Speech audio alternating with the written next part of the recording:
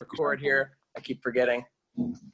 There we go, since we're missing a couple people. I gotta say, for the amount that the book was like leading up, I was like, oh man, it's gonna come all crashing together. It's gonna be great. And then I felt like it just kind of was the ending you expected, and it was just normal. And I was like, I really wasn't. I was expecting it, but I didn't want it to be that boring. I felt like it was a little boring. So what you say it wasn't what you, or it was what you expected, but not what you hoped. So what would be the thing you wanted to see? I don't know. I wanted to see like either some more fighting between Petruchio and Kate, because I felt like that brought a lot of action to the play.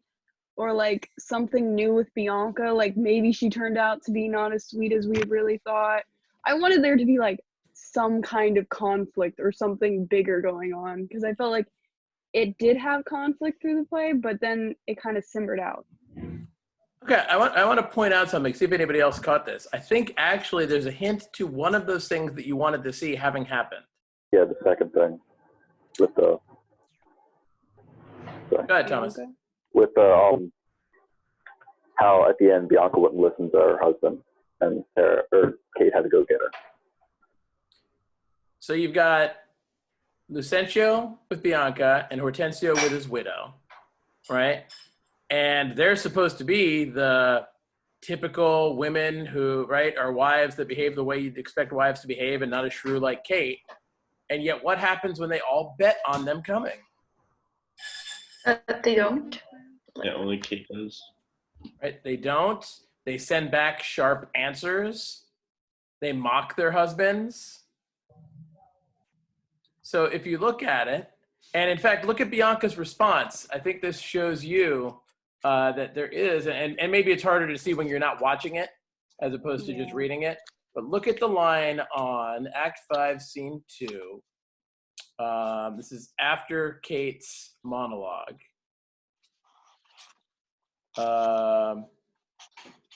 Let's see. No, it's a little before that. Sorry. Like 138. Yep, around 138. Yep, line 217. It's just before the monologue. Sorry. Where Lucentio responds to Bianca, who has just said, "Fie, what a foolish duty call you this." So she just called the orders of her husband foolish. And he says, you've cost me 100 crowns. And she says, the more fool you for laying on my duty. So she mocks him for betting that she'll be obedient, which was the deal he signed up for, really. Now, if you go back to the wooing scene, especially the Act 3 wooing scene, you'll think about the fact that the way she dealt with, Cambio and Lycio, right? Lucentio and Hortensio suiting her. She's in control of that whole situation. And if you look at her responses to them and her wittiness there, it shouldn't be that much of a surprise. One of my notes I have written in my version of the play here is, funny, she didn't look shrewish. So I think it's absolutely the case that maybe there's something else there. And the same thing, the widow commenting on Kate says, let me never have cause to sigh till I be brought to such a silly pass. This is about Kate stepping on her hat, right? There's a great moment, if you watch the video that I posted, the full-length version, that this moment's great because it's like Kate seems like she could break any moment. She's like her programming gets rewired, which she's trying to, because she hasn't had Petruchio do this in public. Yeah, they did the thing with Vincentio on the way here. But that moment where she goes, really? You want me to throw my hat underfoot in her head? And you see her play through it. And then she's like, all right, let's go with it. So I think that part of it may actually be there. And I think it comes out maybe more in the performance, Leanna, too. So one thing you were looking for is actually there. Let's talk about the other one, though. So what about Kate at the end here? The big monologue. Yeah. Yeah, just kind of totally betrays all of her character in the very beginning of the play. Like, all of a sudden, she's now preaching obedience to your husband and, being mild, all this stuff. So Is that disappointing to us, at least as a modern audience? Yeah. Yeah. Yes. Good answer. I liked it. I liked the play more in the beginning, and the further it went on, the less I liked it. The Yeah. play itself or the choices made? Well, I guess the choice is made. That's what I wanted to clarify. That you weren't like, oh, I didn't like the play itself as much, or I didn't enjoy reading it as Oh, much. well, Okay. no. So more. No, you I just- enjoyed reading it. I was just like, meh, at the end. Okay. So I mean, yeah, go ahead, Sarah. I was kind of hoping they were gonna reach kind of like a balance level where neither would be losing. Like Kate would, like, she would still be able to keep her character going. So like she now is like completely opposite, which I guess is like from their point of view is perfect, but from me it's like she just like gave up everything she was and everything she stood up for all these years. So that would be my next question is, okay, we said to us this ending was disappointing. What about to an Elizabethan audience watching it? It was probably the best It would have been ending. really good. Yeah. It's probably like a small victory to them. Yeah, hey, look at that. He tamed that shrew. Yeah. So what's Like, been would the- what's been restored? Even the women, No, Natural even the order. women be like, hey, like finally she's on the same page as us. Oh man, that's such a good question, Zara. Thank you. And I can't give you a real answer. I can only give you a speculative answer. Unless I really went and researched letters written by women in this time period, which would require, because the speculative answer that I could give you is, I imagine it's very much like today, where you have women that are fiercely independent, and then you still, in this day, have women that are utterly subservient to the whims of their husbands and vote the way their husbands want them to vote and believe what their husbands want them to believe, right? I think we have both of those things in our society today.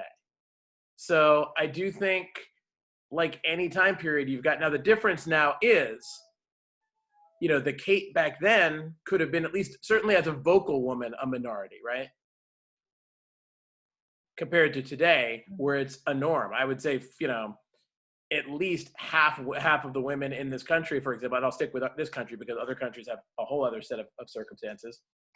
But in this country, 50%, most women probably are more on the fiercely independent side, at least, if not more. It's certainly more common to be vocal and in terms of being a female now, being able to speak your mind and say what you think and be independent. You can get whatever job you want.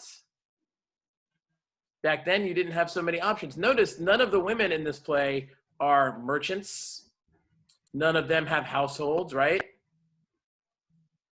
So societally, I wonder if the women in that audience, I bet you there were many of them that responded to that aspect of, oh, good, she's reverting to what she should be doing. But I guarantee you, there were also women who said, I can't believe this fierce, independent voice has been silenced. I feel like it was a bit of an example, like the play set for those women, because it seemed to me like for Bianca and the widow to be like acting up like that and not acting how they were supposed to. It's kind of like a sign that they're gonna have a bad marriage. So it's kind of telling you either act well or you're not gonna be happy in the future. So out of those three couples, who do we think is going to have a good marriage? Okay, like Kate and Petruchio, it seems, at least from the. It seems they've actually been in sync, I would argue, since Act 4 for the most part, or the end of Act 4 at the very least, when we saw them, or at least the beginning of Act 5, the Vincentio scene, right? So after we see the last time we see them in Act 4, no, I guess Act 4, Scene 5. Act 4, Scene 5 is the Vincentio scene. So at least since then, they haven't been fighting. Right? Once Kate gives in to the old woman and the sun and the moon argument, right? So it does seem that way. And in this act, her only gentle argument is not wanting to kiss him in the street. And then the moment he threatens to go back home again, she goes, no, fine, I'll kiss you. But let's think about that. The thing she's fighting about now is about whether or not to let a man express his admiration for her by kissing her in the street. Does that sound like losing too? I mean, it's not like she's fighting over being allowed to go where she wants here. Now, Yeah. I mean, you could look at it the other side of the man is, forcing himself on her and she doesn't have a choice about it. But, it's a kiss and they're married. So I don't know if that's but I don't think they're certainly not thinking Me Too in, 1602 or so. So the bigger question then, the big broad question that I'll have for you, and this could be a whole paper topic right here as we talk about paper topics, is this. Is Kate tamed at the end of this play? No. Well, kind of. The only better way that could have gone is if you went, no, well, kind of, yes. Okay. I think it's less like she's been forcibly tamed and more like she's like humoring Petruchio. Yeah. Like I feel like if she really wanted to, she could really give him hell for the rest of his life and make him want to die every day. But I feel like she's kind of enjoying having that, in her mind, the one up of being like, oh yeah, but I'm letting you, boss me around. Like I feel like it's definitely Petruchio's game, but I feel like Kate's the one letting him win the game. Okay. Yeah, she's playing the game, so she's not really tamed. She's just acting like she's tamed. Yeah. So that's the big question. Is she acting like she's tamed or is she tamed, Sarah? I think it's also the fact that she loves him. I mean, Yeah. she finally found a guy that actually, like, she found somebody and one-upping him. I think it's more like I am in a better situation. There's a person that loves me, and I actually care about this person. So it's kind of like, why not make our lives easier? And it's like she would be acting this way because everybody else was kind of treating her badly, I think. And now that she's happy, she doesn't need to complain because she's protected, she's well cared for, I think. I think more along your lines too, but not as far as love. Like I just think she likes the positive attention. Like it's not something she's used to. And I think that having like that positive attention is better for her than like always feeling like crap from everybody else. So I think she tames herself almost. She's like, all right, like back it down a few notches. This is a good situation you're in. Like I think she definitely could act out and like those thoughts still come to her mind, but I think she just is like, nah. But she's still. I watched the play version you posted for the end of the scene, and she still dragged back the widow and her sister. So it's not like she's totally tamed. She's just playing the game the way she wants to. So let's take that a step further. In the beginning of the play, what were the kind of things that Kate was called to shrew for doing? Beating up guys. Beating guys up. And look at now what she gets to do. Beat girls up. Right? She got yelled at when she was tying up her sister and beating her up. But notice that now, when it's perceived as her doing it in support of patriarchal order, she's praised for it. Yeah. Yeah. So she's actually getting to do the same, and she was also given crap for speaking her mind earlier. So here's the thing that I find interesting. For me, when I try to figure this out, yes, a performance could completely change my take on this, right? And I'm going to give you for homework a couple of versions to watch to discuss for next class. So I want you to watch them and kind of take notes about what you like. So have your book with you so you can keep an eye on it. But I want you to talk about which version you like and why. And feel free, because every couple of years is another one. If you want to Google or see if you can find another version, go for it. I know there's at least one version on the John Cleese version. I think is on Netflix, maybe. I haven't seen all of that, but we can check that out. But I want you to take a look at this scene. and watch a couple versions. Now there'll be some cut, shorter versions, but I want you to watch the version of the monologue and see if different versions of Kate give you different answers. I've seen this play live at least 5 or 6 times easily, and I've seen a couple different takes on it.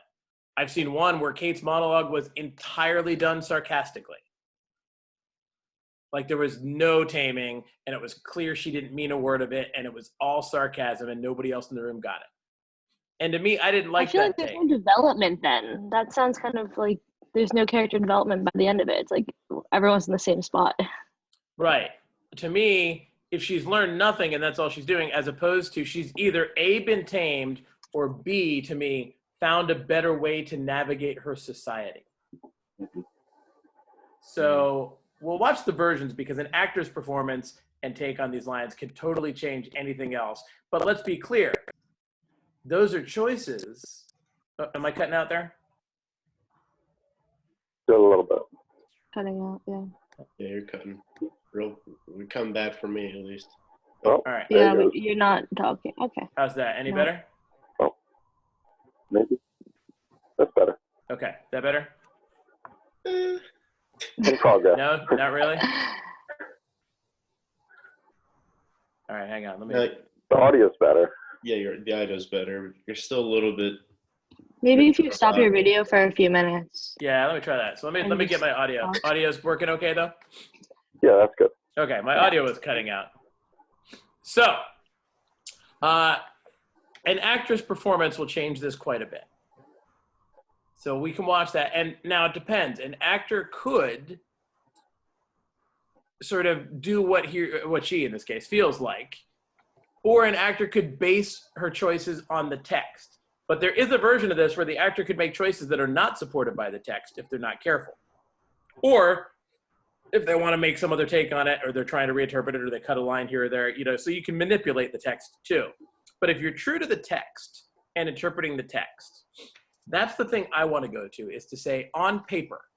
There we go. Any better? Yep. That's good. I want to see if on paper we can get some support from the text to make our argument about whether or not she's tamed. Now, one thing that jumps out for me, that's kind of a general thing, but I think is important. Kate, at this point in the play, when she's talking about being tamed, gives the longest monologue in the entire play.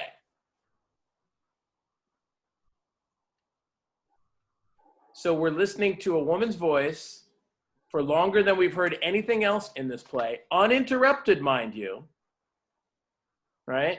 So that's one thing that to me says, if Kate, at least whether she's really capitulating or she's pretending to capitulate to this patriarchy, she's getting more voice than she had before. And people are praising her. And then I start breaking down her text.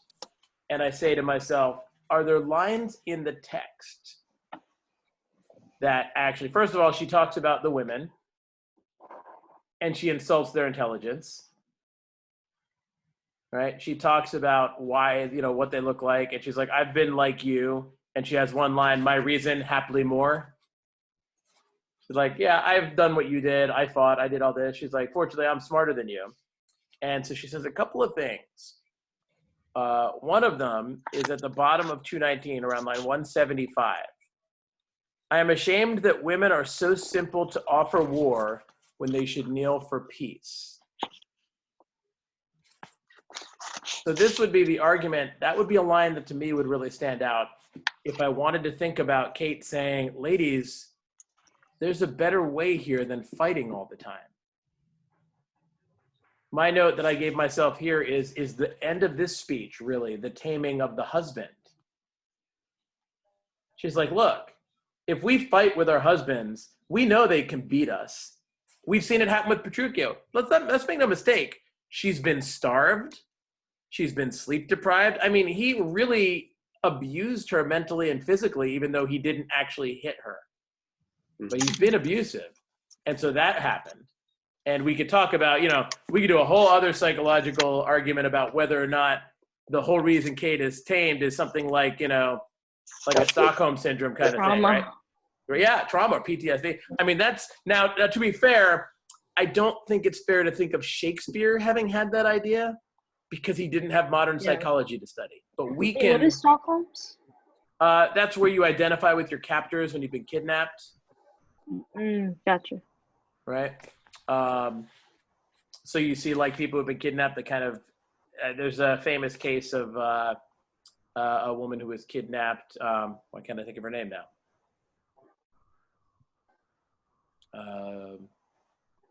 It's like named after her. I don't know. Oh, for goodness sake. It's such a big, common, popular name. Patty Hearst. You probably don't know who she is. I don't. No. So she was actually kidnapped, but then there was like footage showing her like doing things. I forget if it was robbing or, bank or something, or, whatever it was, with the people as if she was part of the gang. And that was part of the idea was she in on it all the time, or did she then go along with it? It's been a while since I've looked into the story, but there've been movie versions and stuff. So I know what you're talking about. I've seen a few cases like that. Yeah. Like, I'm like obsessed with forensic files, so Yeah, I just didn't know what it was called. Yeah. So she, in this speech, has an argument that, again, it wouldn't have been necessarily what Shakespeare was thinking, but maybe we can look back on it and see that. And then we have to ask ourselves what he intended versus what we read into it. And the beauty of a play that withstands the test of time is maybe it doesn't have to actually just adhere to one of those things. That it's a good enough play that we can actually, even if we're interpreting it not with Shakespeare's intent, it stands up to our reinvention of it if we don't believe he meant that to be the case. I mean, the question is either, to me, did he revert everything to natural order by the end and Kate just reverts to type and that's it, which would have made his audience happy? Or does he get to have his cake and eat it too? Does he get to present this strong female character, but then at the end be like, no, it's cool. Look, she's tamed. It's fine. But we still get to see it, which could sort of be like having his cake. And that becomes a big question about Shakespeare as a writer does he really have a great head for these women's conflicts and portraying them? Or is he just totally supporting his own male natural order by showing us these strong women and then saying, nope, even they can be crushed under heel? And, this is a 400-year-old argument, so we're not going to come to a solution other than looking into it. We don't have, Shakespeare's diary to study and talk about what he was writing about, or, interviews from people who worked with him. We've got very little that we can actually go by. But to me, there's one line in this speech that warns me, look closer.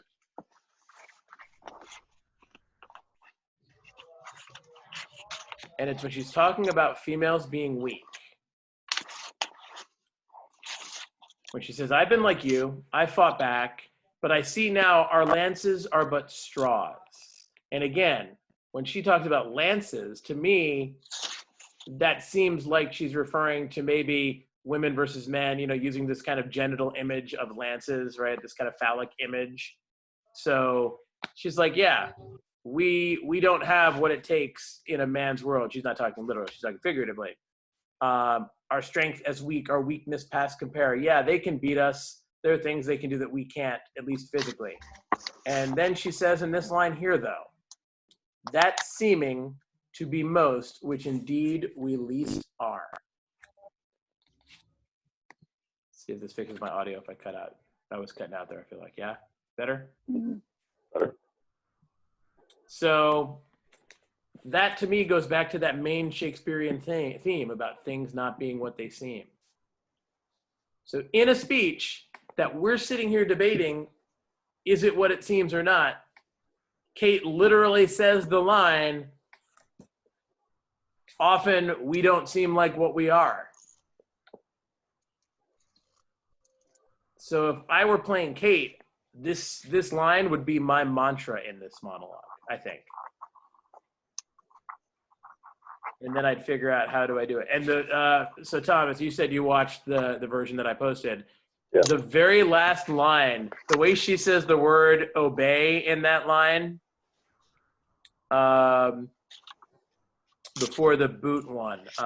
When she talks about we're bound to love, serve, and obey, she like gives a little wink to the audience on the way she says and obey. She's like, yeah, I know, we got to do it, but trust me, we're not really tame. And let's see, Petruchio, who's in charge of this woman, right? Her hawk tamer here, as he put it. How much does he have to say? Does he have a big speech explaining why she's right?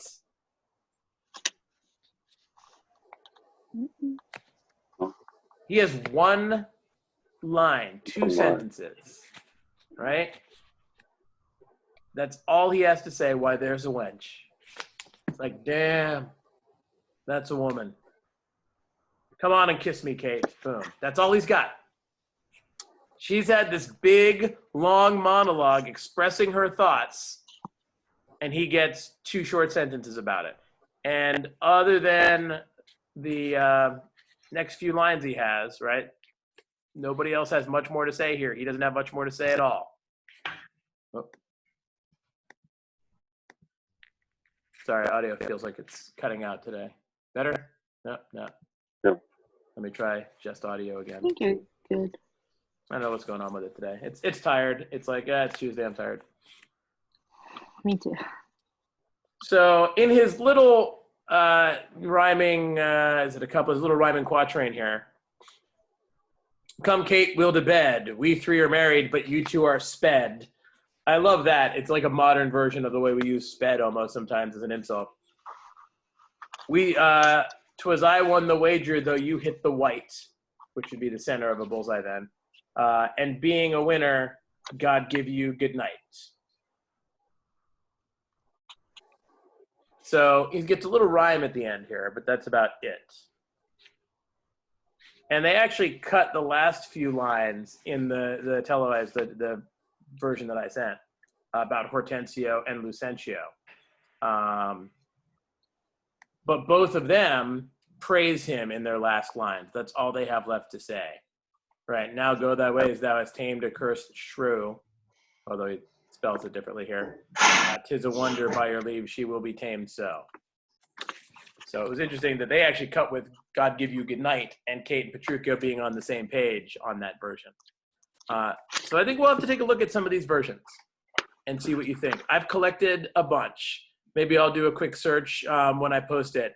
It's all going to be a playlist. So if you find one that I don't have, give it to me and I can actually just add it to the playlist for everybody too. And I'll just make a note if I add any new ones to the playlist. But, if you watch them all, it shouldn't take you much more than 35, 45 minutes, I think, to go through them and check out, the scene's probably 2 to 5 minutes depending on, and I've got at least 6 or 7 different versions there.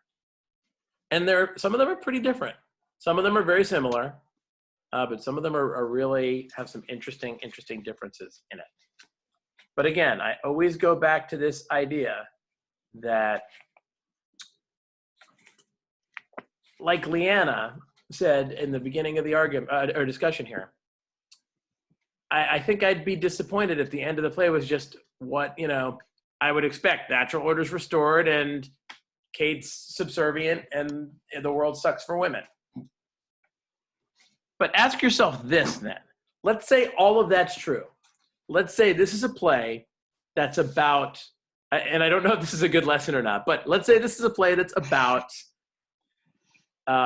a society in which natural order is restored by taming a woman who is speaking her mind. So we can all agree that probably kind of sucks. But here's the insidious part that is either a cool thing for us to figure out or a disturbing thing to look at for the time period is Kate happier or not by the end of this play?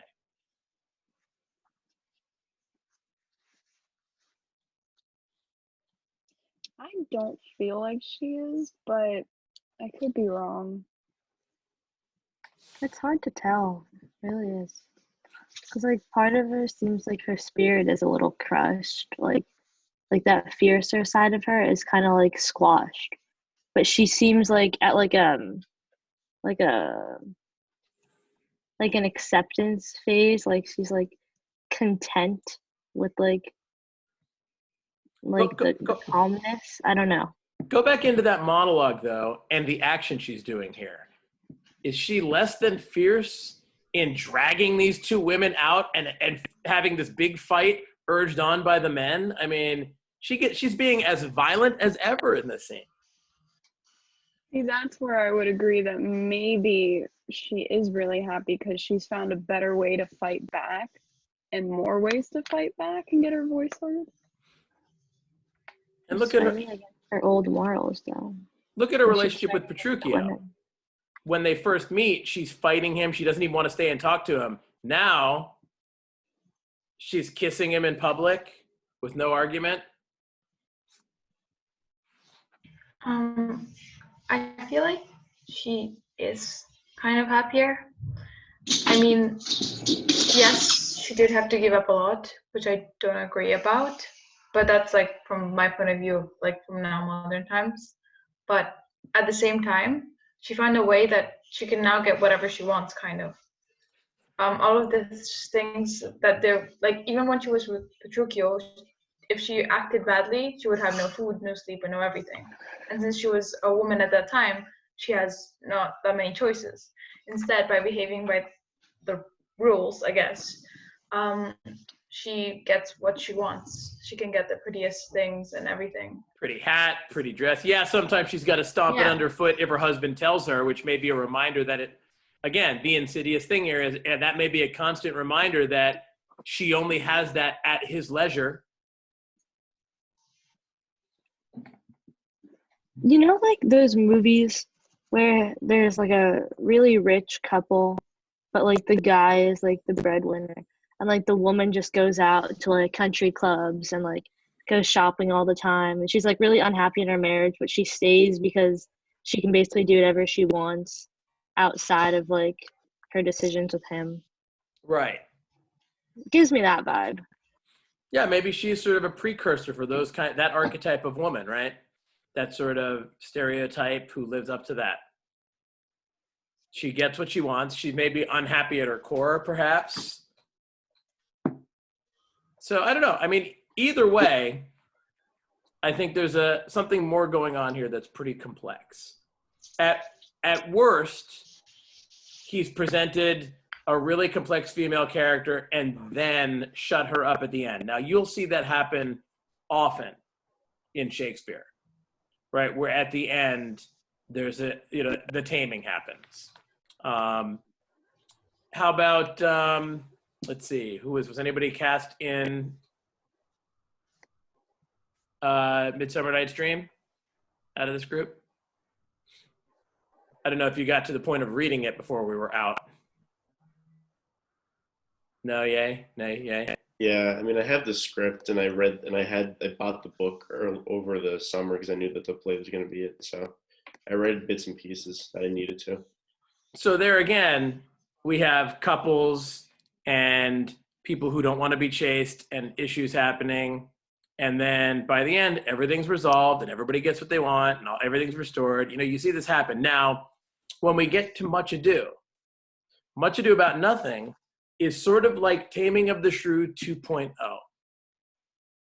So one of the reasons that I like to read it is it's Taming of the Shrew, except right from the beginning, the shrew seems pretty well liked by everybody except for the Petruchio character, who she bickers with. But everybody else, their attitude is not, oh my God, she's a shrew. Their attitude is, oh, she's such a shrew. And they can laugh it off. It's almost like this more enlightened society. Now, I don't think I pointed this out. Both of the plays are set in Italy, where Shakespeare was never a visitor, right? He did not travel to the places he wrote about. He could not go hop on, Google and research what it's like in Italy. So to Shakespeare and to his audience, what you need to understand, like right now, I don't know, anybody watch Ragnarok on Netflix? Thor? It's a fun, it's not the movie, but there's a show. It's about a young kid who may or may not be a reincarnation of Thor. It's kind of cheesy, but fun. It's got a good mystery going on with it. Anybody who took my mythology class will see a lot of connections with giants and Thor and stuff like that. But the world being in the middle of I think it's Norway in it. And same thing if you ever saw the show Lilyhammer on Netflix. These shows set in places like Norway, to me, they're so foreign and so unusual that when I watch them, I feel like I'm watching this whole other world that doesn't function the way that we do. Do you know what I mean? Mm-hmm. And so for Shakespeare, or like when you see like Lord of the Rings and you see those New Zealand settings they shoot, that New Zealand topography is unearthly, right? I mean, that's why they keep shooting there, because that place looks like nowhere else on Earth. You see something set in the Australian outback, and it's just so foreign to us. That's what Italy would have been for Shakespeare's audience. So when they were watching something set on Italy, it would be like us watching a cyberpunk movie. It would just be this alien world where anything can happen. That's why lovers can do whatever. They can behave crazy, and we'd be like, because they would be like, oh yeah, anything could happen in Italy. It's an exotic, strange place where people just run around chasing lovers all day, and the women behave like this and the men do that, so that's why he sets a lot of these fantastical kind of romance plays in Italy, because it's such a foreign environment, so that anything that does seem out of the ordinary, people in England would be like, oh yeah, well we're not like that. That's the Italians. So that's something to keep in mind, is that to him, it was an exotic setting, as opposed to the history plays, which are brought a lot closer to home. And same thing, in Much Ado, the atmosphere is very important, and we'll talk about that. There, we're coming right out of a war, so the post-wartime setting is actually very important to how everybody seems to feel coming back from war. The movie version makes a lot of that. I think I alluded to it too, with everybody, like the men coming back and everybody getting ready. I don't know, my video is slow today. Okay, so as we wrap up here, I want to point out one. Am I still cutting out? No, you're fine. A little There bit. you go. Okay. One last thing I want to point out that I don't know if you caught, and this would go back to around page 211.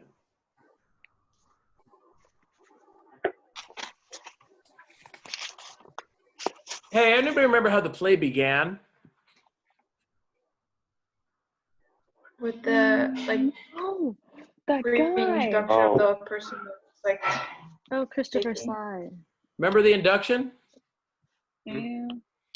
Do you remember what the first thing being said in the induction after Sly falls asleep and the Lord comes in, before they decide they're going to do this little game with Christopher Sly? Do you remember what they were talking about? Dogs. Hunting? Hunting and dogs. Now go to page 211, around line 55, and look how Tranio describes having helped out Lucentio. Oh, sir, Lucentio slipped me like his greyhound, which runs himself and catches for his master. And then Tranio says, 'Tis well, sir, that you hunted for yourself. 'Tis thought your deer does hold you at bay, talking about Petruchio. Notice, as we try to figure out why the induction is there, this is one of the ways it sets up one of the themes of the play, is the idea of the hunt. Women as a sport. Merchant of Venice. So yeah, you get that same, it's all about the chase. Yeah. And so for two of these guys, Hortensio and Lucentio, when the chase is over, it looks like it's not going to be so great. Also throughout the play, Petruchio's metaphor of how he's trying to tame Kate like a hawk, again, like sport. Hawking would be more of a sport event, right? Same thing with all of these references to archery here. Hitting a target, sports. So that might also tell you a little something about the way they view women in the society, but it's all set up. That's maybe one of the reasons why the induction exists. It sets up all the themes of the play. And whether Shakespeare wasn't as confident in his ability to bring out his themes, whether he had another idea to go along with the induction, we don't really know anymore. We just have to guess now. But that's what I get out of it, at least at this point. So as we look at things we could write about in this play, and I definitely want to look at the Kate scenes before we do that. a couple possibilities here. Let me pull these up here and I'll start to lead you through some of these.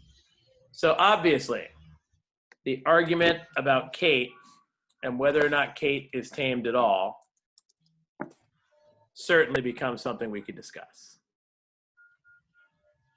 Let me find my topics. Yeah.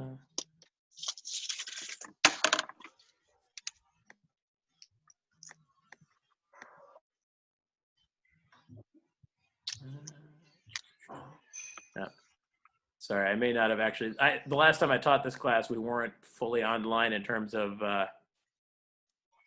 using Classroom and all that stuff. So let me go back to my actual computer here. Are these going to be like actual prompts, or are they just ideas like, hey, you could write about this, or you could write about anything else? Because I've had some classes where they're just like, yeah, write a paper and make it good. Yeah, I think it's going to be a bit of both is how I would think about it. Okay.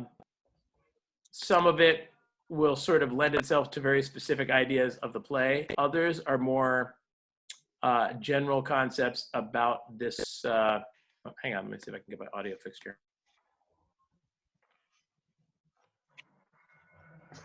I can kind of hear it myself cutting out at times. I think some of the other topics here will apply specifically just to Shrew, and some will apply to any Shakespeare play, honestly, or most of the Shakespeare plays. So let me see.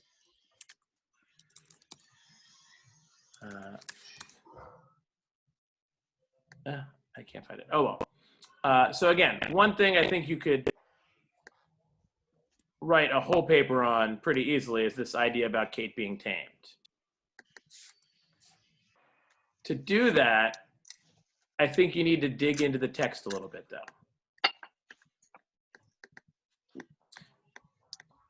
Now, another possibility would be to use some of these versions that I'm sharing with you and analyze not just the text of the play, but also the versions and the choices they made. So you could actually come up with an argument about the choices made in any of these individual versions. So let me see if this answers your question. I think it was Zara's question. I'm just going to drop these in the chat here so you can see them as I go. Let me see if this will work. Oh, come on, seriously? They changed the chat settings a little bit, and it seems like it does not work as well since they did. I can't paste. Wow, they made it so you can't paste in the chat. How stupid is that? You can add files though. What's that? You can put files in now. They have a file. Wait, I can paste into the chat. Really? Yeah. Let me see. Maybe it's because it's bullet points. Let me try and get rid of the bullet points and see if that works better. No, I literally cannot paste in the chat. Let me try one word and see what happens. Okay, one word works. Huh. Weird. Maybe it was too. I did not get. Maybe it's too big a paste. Hang on. Oh, I didn't send it. Okay. So here, I'll drop them in one at a time. We'll see how that goes. So this will give you an idea of some of the things. I'm going to send this to you, but just so as we're talking about it, you can get a sense of it.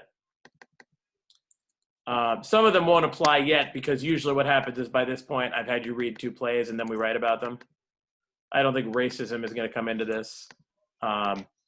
You've always got the chance to write about Shakespeare in terms of imagery and what some of the images are and how he uses them.